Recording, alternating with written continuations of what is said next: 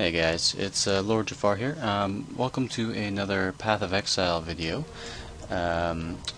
This video I'm just going to be going over some basic tips and tricks for playing Path of Exile, and just some simple things that would help you out while you're gaming, just to improve your speed in completing the game, as well as just things that, well, you'll see.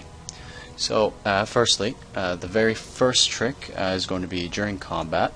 So I'm going to go out into an area, just a low-level area, just to prove the point. So I'm going to go over into the submerged passage, just so I knew there's going to be some creatures right by the entrance, and we can try to kill them. So I have a bow.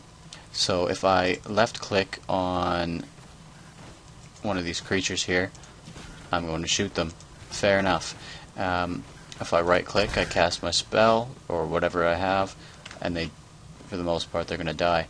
But let's say this is a very strong creature, and I don't want to accidentally click him and miss, and then run into them, and I go into the whole pack and die.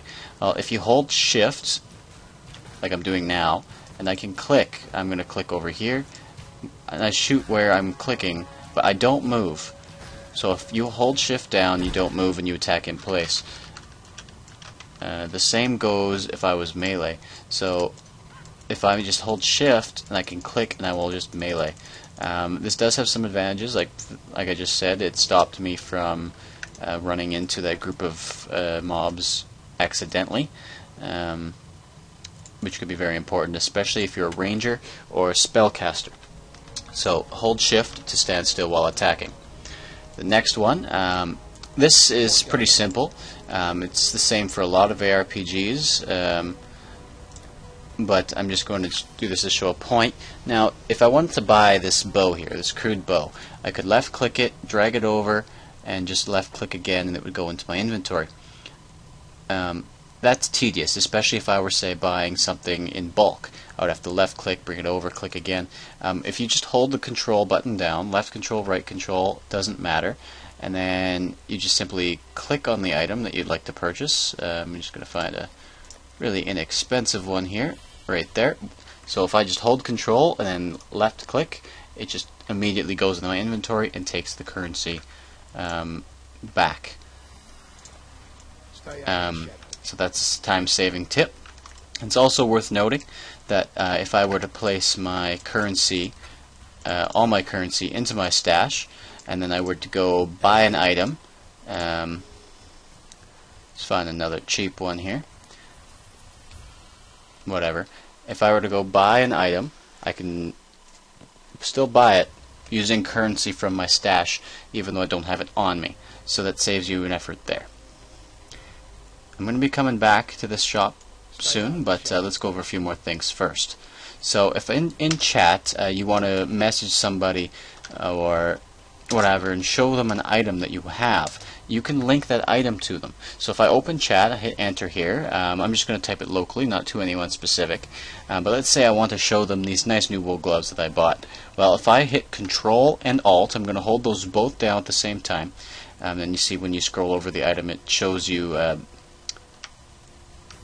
because I'm holding Alt, it'll show me what I have equipped as well. But if I hold Control and Alt and then I click on that item, it pops up in the chat here. So if I hit enter, it sends it. This is just local chat, but it would work if I was sending it to someone else as well. It links the item in the chat. So if somebody sees this in the chat, they can scroll over it and they can see the item that I linked. That's very useful for trading and such. Speaking of trading, let's say I don't want to just be local chat. I mean, there's no one walking around, they can't hear me. I want to talk to a global chat and a larger group of people. So if I hit this button here, the number sign or the pound or the hashtag, it'll open up global chat. It automatically connects me, but anything I type with that, we'll say the pound sign in front of it, will go into global chat. I can type in test and people will see it. If I delete that tag, I am again just talking in local. There are other chats beside global. So global was the pound. I can talk in party chat if I run a party by using the percentage sign, or I could talk in trade chat by hitting the dollar sign. Again, I wasn't in trade chat initially, so when I type in the $, it joins it for me. If I want to disconnect from that, I could simply click on these global chat channels or trade chat channels, and I would join or unjoin them. Let's say, for whatever reason, you want it to be, you notice there's multiple channels, or multiple number of channels, so there's global chat channel 4 or whatever. Let's say I just wanted to make sure I was in the same channel as someone else was. So right now I'm in global 4. Let's say I want to be in global 6 because that's where somebody was. If I actually hit / type in global because I want to be in global, and then hit 6 / global 6, I will actually join global chat channel 6. Or / global 1, I'll be in global chat 1, which will have much more people in it. But I'm going to get out of that chat for now. The last one would be a whisper, so if I hit @ it'll give me a list of local players. But I could just type in someone's name here, and then a space, and then anything I type will go to that player. If they're not on and the player doesn't exist, it doesn't get sent. Additionally, if I get a message from another player, if I hit Control and Enter, if I hit Control and then Enter, it will whisper reply. So it'll automatically load up the last person who sent a message to me. In this case, it defaults to that one because no one sent me a message. The next trick would be the chromatic recipe. Now, I'm going to go over recipes for selling specific items to the shops and what you can get, but this is a very important one.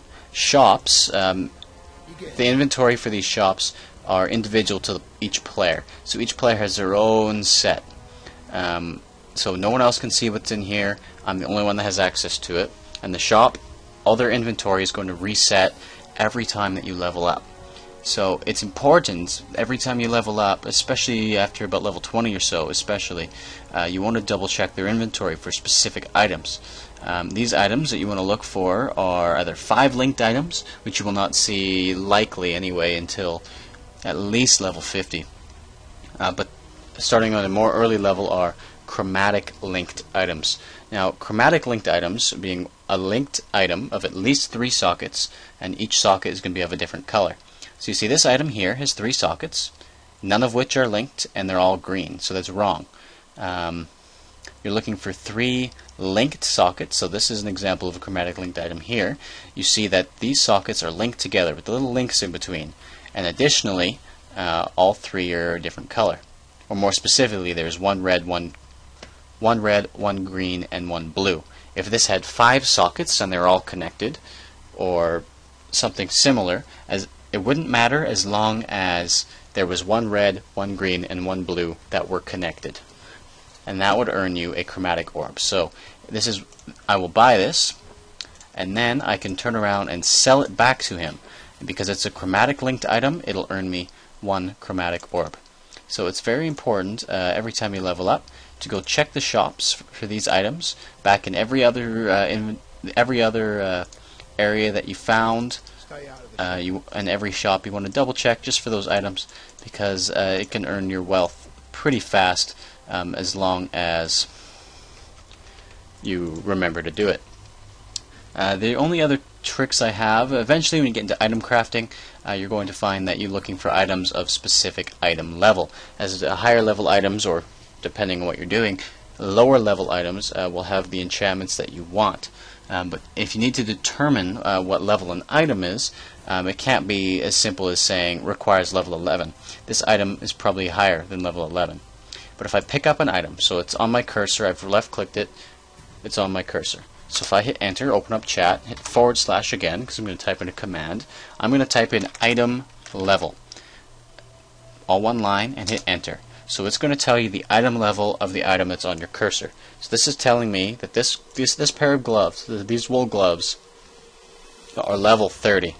In comparison, that belt was level 21, those gloves are 28, those boots are 22, etc. So it's not necessarily determined by what's on the gloves, but merely by the potential of the gloves. Because if I were to enchant them, you see it actually has requires level 14 for that in particular enchantment. So what it looks like is not necessarily what it can be. The only other trick I have is resetting an instance.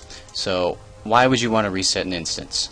Well, let's go to an area. I'll be a low level area just for the hell of it, the crossroads. So let's say I go to this area here and I kill everything in it, or everything in it that I want to kill, because I'm going to continually go back to this area, kill monsters and get what they drop, and then come back. So if I were to walk over here, kill some monsters, grab everything that they drop a nice little portal scroll for me, and then run back. So if I run back here, go back to town. Now if I were to click on the waypoint and then go back to the crossroads, I would be in the same crossroads I was just in. The monsters would be dead. I would have already picked up the loot. Well, I want to go back to the crossroads and start it from scratch. So if I hold control and then click on the crossroads, it will let me open a new instance. So this here is the instance list. So it's going to have all the instances that are open for the crossroads that you have access to. So if I hit this top one and hit enter, it would join the one I was just in. But I don't want that. I want to go into a new one. So I click new, and it will open up a new instance. Has not been explored if you look at the map. So I can go back through it and kill the same monsters or similar monsters all over again.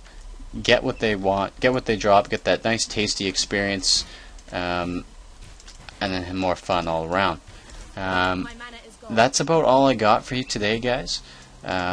Stay tuned for another guide on another topic. I think passive skill tree is next, or vendor recipes. Either way, I'll see you then. Thanks for watching. I'll see you guys next time.